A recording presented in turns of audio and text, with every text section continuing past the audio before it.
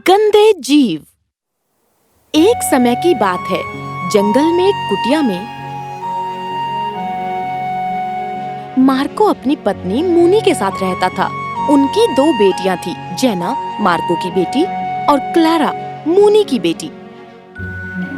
जेना अच्छी और सुंदर थी, जबकि क्लारा बुरी और कम सुंदर थी। हालांकि जलन के मारे मूनी को लगता था कि क्लारा सबसे ज्यादा सुंदर है। एक दिन मार्को जंगल में लकड़ी काटने के लिए जेना को अपने साथ लेकर गया।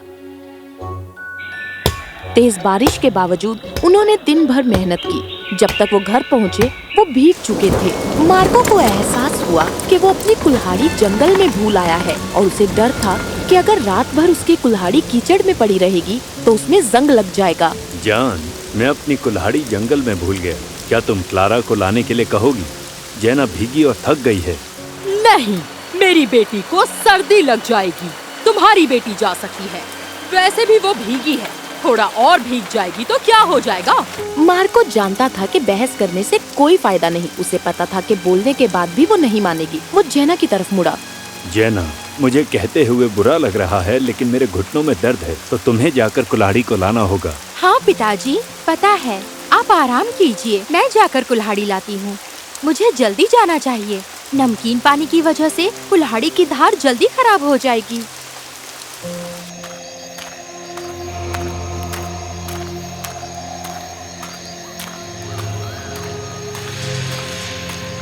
आखिरकार वो उस जगह पर पहुंची जहां उसके पिता कुल्हाड़ी भूल गए थे। कुल्हाड़ी मिली, पर हैरानी की बात थी कि 3 छोटे कबूतर उसके हैंडल पर बैठे थे और उदास थे। तुम सब यहाँ बारिश में क्या कर रहे हो? मेरे नन्हे नन्हे कबूतर, अपने घोंसले में वापस जाओ। पहले ये कुछ ब्रेड के टुकड़े खा लो जो मैंने बचा कर रखे थे। इससे तुम्हें शक्ति मिलेगी।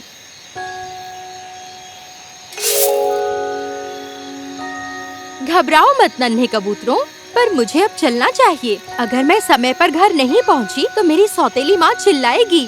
अलविदा। जेना ने कुल्हाड़ी उठाई और घर की तरफ चलने लगी। इसी बीच कबूतरों को अपनी शक्ति वापस मिल गई। वो 3 कबूतर उस लड़की की अच्छाई के लिए आभारी थे। वो एक अच्छी लड़की है।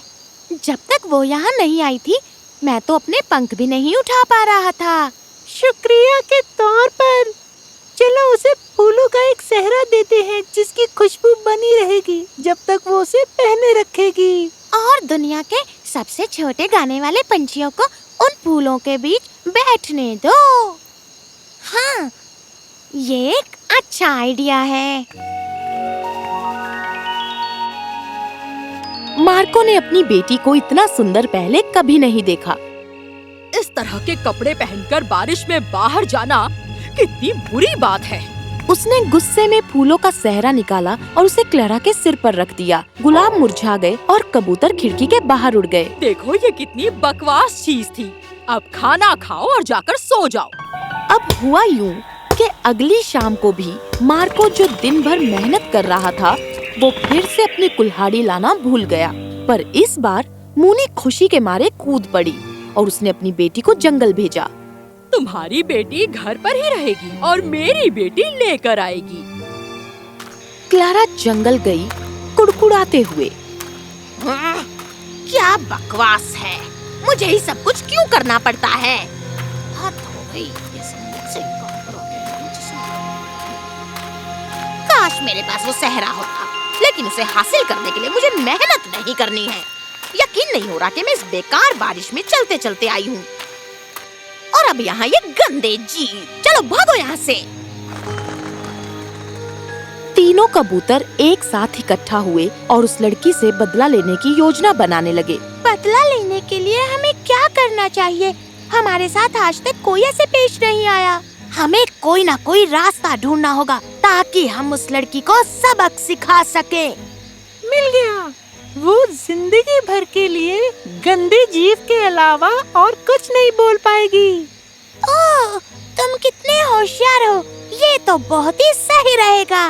कबूतरों ने अपने पंख फड़फड़ाए और खुशी के मारे वो चिल्लाए, क्योंकि उनका जादू क्लारा की किस्मत और जुबान दोनों को बदलने वाला था। क्लारा घर आई और वो गुस्से से भरी थी। तो तुम्हें वो सहरा मिला? गंदे जीव, मुझसे इस तरह बात मत करो। क्या कहना चाहती हो? गंदे जीव। इसे क्या हो गया?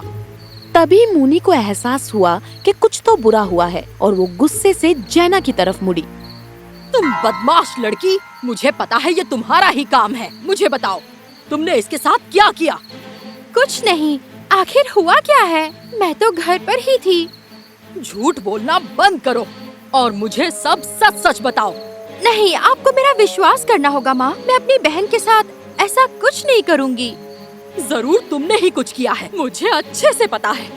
बहस काफी देर तक चलती रही और जैना फूट फूट कर रोने लगी। मार्को शहर से बाहर गया था और मुनी ने उसे बहुत बुरा भला कहा और उस पर इल्जाम लगाया और उसे बदनाम किया। अगले दिन अपने पिता की गैर हाजिरी में जैना काम पर गई और उसे देखते ही कबूतरों ने फिर से वो सहरा उसके सर पर रख दिया। वैसे ही उस बेचारी की जिंदगी बेकार थी, अब तो बदतर हो गई। मुनी ने उसे ताना मारा। उस सहरे को देखकर वो आग बबूला हो रही थी। जरा देखो इसे और इसके सिर पर वो बकवास सहरा। इसे लगता है ये बहुत खास है। गंदे जीव, गंदे जीव। ये हमारी जिंदगी में बस एक बोझ है। ऐसा कुछ दिनों तक चलता रहा। एक दिन जब राजा का बेटा जंगल से गुजर रहा था, उसने कुछ पंछियों को गाते सुना जो आम पंछियों से ज्यादा सुरीले थे। ये कितनी सुंदर है, जरा सुनिए मिस, क्या मैं आपसे बात कर सकता हूँ? हाय, कौन है आप? और ये गाते हुए फूलों का सहरा किसने दिया आपको? मैं जैना हूँ। मैं जंगल के किनारे एक झोपड़े में रहती हूँ। ये यहाँ कैसे आया, मुझे इसके बारे में कुछ नहीं पता। शायद उन कबूतरों का तोहफा होगा जिन्हें मैंने खाना खिलाया था। राजकुमार उसके जवाब से खुश हुआ और उसकी अच्छाई से प्रभावित। तुम्हारा दिल साफ है जैना।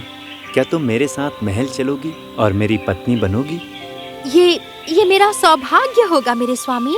ये हुई ना बात, हम एक शानदार शादी की दावत देंगे। शादी के दूसरे दिन दुल्हन ने एक दूत को भेजा अपने पिता के लिए बहुत सारे तोहफों के साथ और उन्हें बताया कि उनकी बेटी कितनी खुशनसीब है। जहाँ तक क्लारा और मुनी का सवाल था, वो जलन के मारे बीमार हो गई और उन्होंने बिस्तर पकड़ लिया। मुनी ने जैना से बदला लेने के लिए एक योजना बनाई। हमें शहर की बूढ़ी चुड़ैल की मदद लेनी होगी। वो तुम्हारे लिए जैना के डुप्लीकेट चेहरे का मुखौटा बनाएगी। गंदे जीव। मैं आपकी मदद करना चाहती हूँ ज्ञानी चुड़ैल। मैं तुम्हारे लिए कैसा मुखौटा बनाऊंगी कि कोई भी फर्क नहीं बता पाएगा। लेकिन जब तुम्हारी बेटी उस मुखौटे को पहली बार पहनेगी, उसे दांत के दर्द का बहाना बनाना होगा और उसके सर को एक हरे घूंघट से ढकना होगा। शुक्रिया, आपकी मदद के लिए मैं आभारी हूँ। खबर फैल चुकी थी। एक बड़े से शिकार की तैयारी हुई कि राजकुमार सुबह सुबह महल से निकलेगा और उसकी पत्नी दिन भर अकेली रहेगी। ऐसा मौका दोबारा कभी नहीं मिलने वाला था। मुझे खुशी है कि आप आ सकी। जो जीत गया उसे जाने दो। प्लीज ये सुंदर तोहफे अपने साथ लेकर जाओ।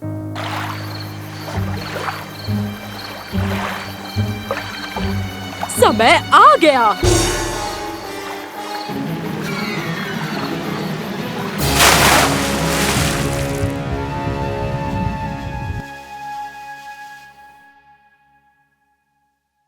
अपने गाल पर ऐसे हाथ रखो जैसे तुम्हें दर्द हो रहा हो और याद रहे, तुम चुप रहना।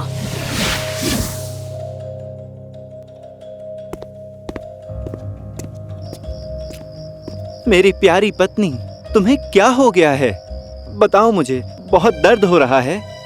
उसने उससे सवाल पर सवाल पूछा और उसके दर्द को समझने की कोशिश की। दर्द पर मरहम लगाने के लिए मुझे दरबार के सभी वैद्यों को बुलाना होगा। गंदे जी! क्या? तुमने क्या कहा अभी? तुम थोड़ा आराम करो, सुबह तक अच्छा महसूस करोगी। राजकुमार सो नहीं सका और उसने खिड़की के बाहर देखा। वो लड़की, वो तो मेरी पत्नी की तरह लग रही है। राजकुमार अब भी अपनी पत्नी की हालत से परेशान था। उसने दरबार के वैद्यों को बुलाने का फैसला किया। मैं कल महल के सभी वैद्यों को बुला रहा हूँ। गंदे जीव, गंदे जीव। प्लीज ऐसा मत करो तुम, हमें उनकी मदद चाहिए। पर राजकुमारी खामोश रही, बोलने या अपने व्यवहार को बताने को तैयार नहीं थी। उस रात राजकुमार पछतावे और उदासी के मारे सो न सका। एक शांत और नाजुक सी लड़की जो हमारी शादी से पहले सभी से अच्छे से बात करती थी, आज वो अचानक इतनी बदतमीज हो गई है, एक चिड़चिड़ी औरत में बदल गई है। खुद को ठीक करने के लिए भी वो अपने गुस्से पर काबू नहीं कर सकती। उसे तुम्हारी जरूरत है, उसकी मदद करो। जादू को तोड़ो राजकुमार। जागो, तट पर जाओ, उसे इंतजार है। राजकुमार झटके से उठ गया। उसकी नजर सीधा खिड़की पर गई, इस उम्मीद में कि जेना बाहर दिखेगी। रुको, प्लीज रुक जाओ, मैं आ रहा हूँ। राजकुमार तट की तरफ भागा जहाँ उसने जेना को देखा था, और इस बार उसने कस के उसका हाथ पकड़ा।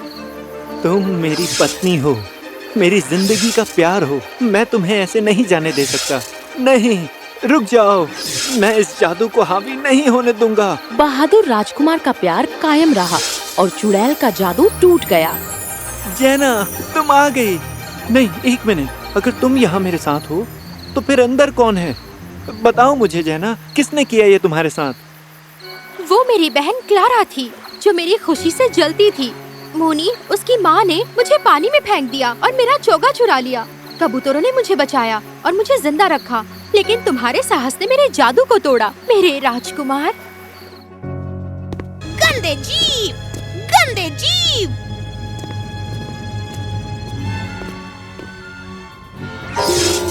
अगर मेरा बस चलता तो मैं तुम्हें कड़ी से कड़ी सजा देता, लेकिन मेरी पत्नी की अच्छाई ने तुम्हें बचा लिया। जेना ने क्लारा पर दया दिखाई और उसे घोड़े पर बैठाकर उसी रात कहीं दूर देश में भेजा गया। गंदे जीव। I love you। I love you too, जेना। और उस दिन के बाद से राजकुमार और राजकुमारी जेना, मतलब के असली राजकुमारी, हंसी खुशी रहने लगे।